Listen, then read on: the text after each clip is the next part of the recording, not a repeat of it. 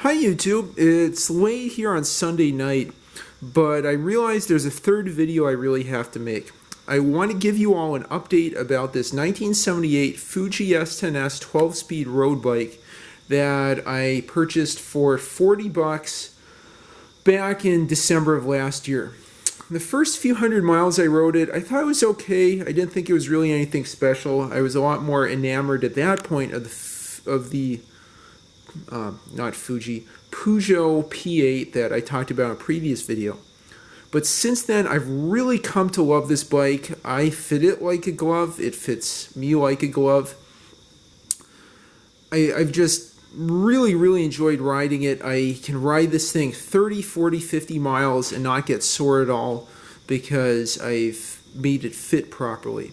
I think this bike's really a testament to how important understanding bike fit is for having a good ride and feeling good after a long ride. You want to feel tired, but you don't want to feel sore.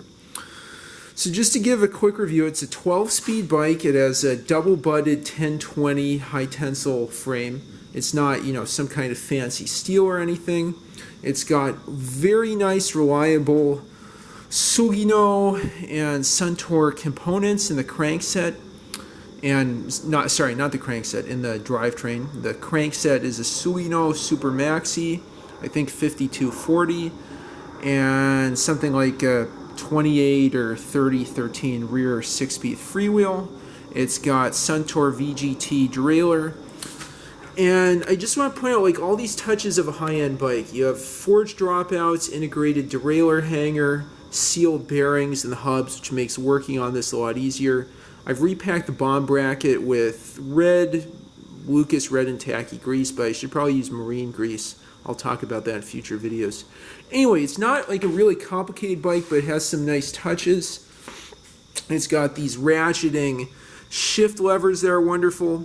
And just the more time I've invested in working on it, the better it's felt. I gave the drivetrain a total clean fairly recently. I want to say less than a month ago. I used one of those cassette player looking things for cleaning off the chain. I put degreaser all over the parts, and I also re-lubed the freewheel.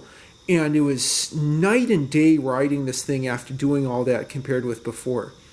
I went probably 2 or 3 miles an hour faster average speed on all my rides after doing that. I just felt so much more confidence both going up and down hills. I think I used to huff and puff going up hills, just not being used to the gearing or the freewheel being kind of gummy.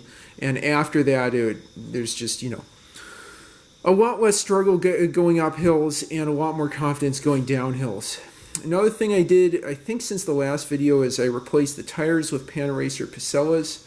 I used to keep those, I think, between 75 and 80 psi. Just, I pump them up to about 80, a little over 80 psi on my hand pump. But now I've been pumping up to 85, 87 psi on the hand pump, which I think really, if a little air is lost, is probably more like 80 to 85 psi. And that's also really improved the ride quality. So just it's an amazing feeling bike. When I sit on the seat, just my tippy toes will land on the ground. I think that's really important for good bike fit, getting that full leg extension. I have the seat adjusted so that I can get in a good aggressive stance and feel comfortable on the hoods. And it's just, really wonderful, reliable bike. I use it for everything. Today, a 46-mile ride this morning. Sometimes I'll use it for shorter utility rides, like I'll get fasteners at Lowe's. I've probably made, 4 or 5 trips to Lowe's. I got a Sheldon Brown bottom bracket braking tool, just a tool to get the fixed cup off when it's really stuck on there. So I think learning everything about bike maintenance and just that time and elbow grease has really had some sweat equity.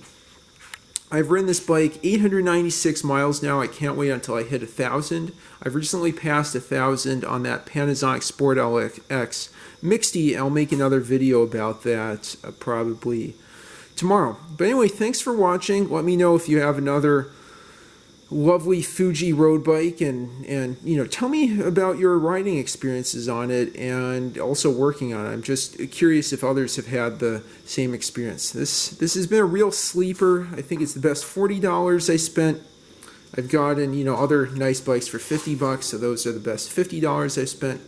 And I'm hoping to take this on longer rides and probably get a small bag for food and supplies, some tubes, and like light bike repair stuff to go on this rack. Definitely a bag for the rack, but I'm thinking for the tools I could probably put in a saddle bag as well. Also been impressed with this rear rack. It's very grippy and has a quick release and has teeth that bite in the seat post. But I think this is just a symbol of how much getting better at bike maintenance pays off in other ways. Anyway, thanks for watching, and please like and subscribe as always. Have a great start to your week.